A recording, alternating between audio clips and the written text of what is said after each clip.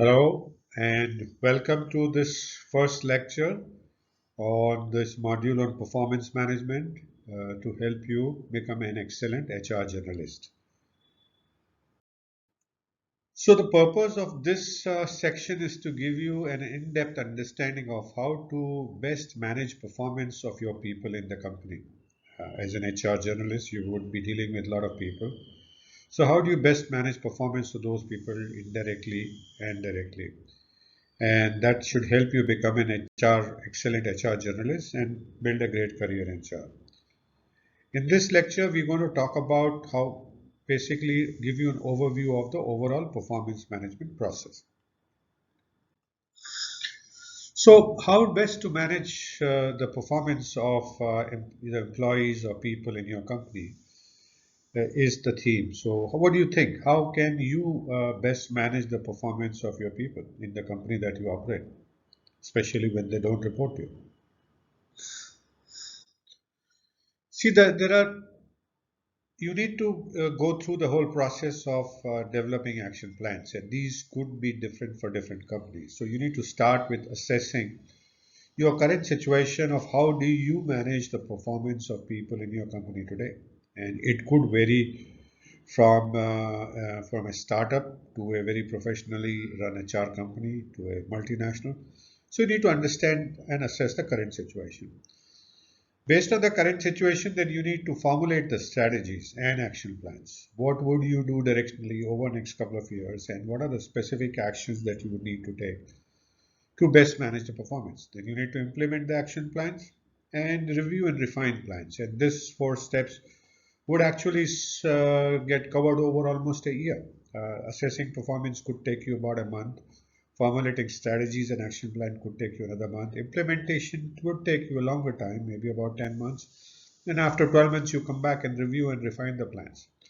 You could also do review and refine after 3 months, after a quarter. So the question is, how would you assess the current situation? How would you assess your current situation of how do you manage performance of your people in your current company? Any thoughts? So what you need to do is, as you see on the three steps here, first you need to understand the key drivers of excellent performance management.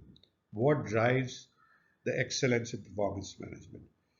Then once you understand the key drivers, you need to measure your overall performance on these key drivers and what is the status? How is your overall performance? And how are you performing in each of the key drivers to this excellent performance on excellent outcome on performance management?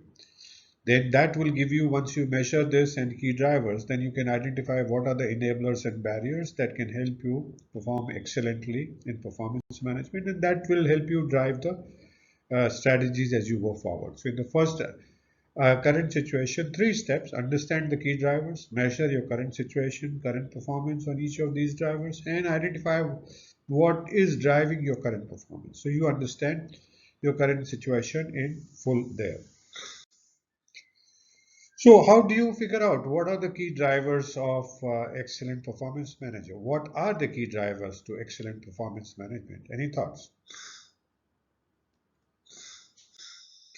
So excellent performance management, as you see on your chart here, is a function and outcome of many things happening simultaneously.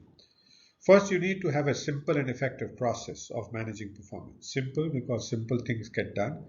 Effective because they may be simple, and if they are not effective, you won't get the desired results. So you're looking for process that is simple yet effective, or effective yet simple.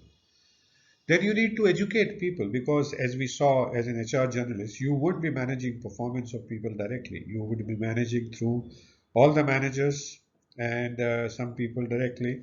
So you need to educate about the process and train the people on about the process.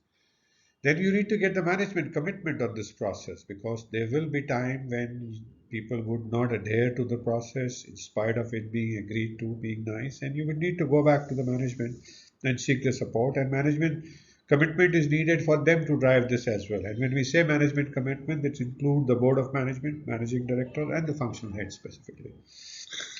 Once you have this process and effective education, then you need to follow up on the implementation of are there any issues in implementing this process?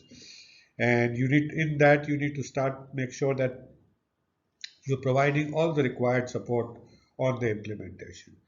And also, you need important thing in this performance management being and becoming excellent is to linkage to other HR processes, and specifically, the performance must be linked very clearly to the rewards and recognition system, to the annual increment process, because a performance management has to have a weight, and a weight has to come in terms of what are the needs of the people. So people will perform, will give you the best performance if it is instrumental in meeting their personal needs and goals. So this is how these are the key drivers that you need to take in consideration for reaching excellence in performance management.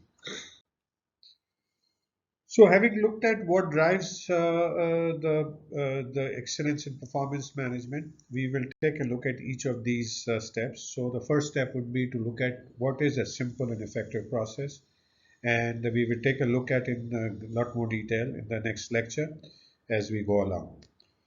So, thank you so much for watching this first lecture on performance management that can help you become an excellent HR journalist so that you can make a great career in HR.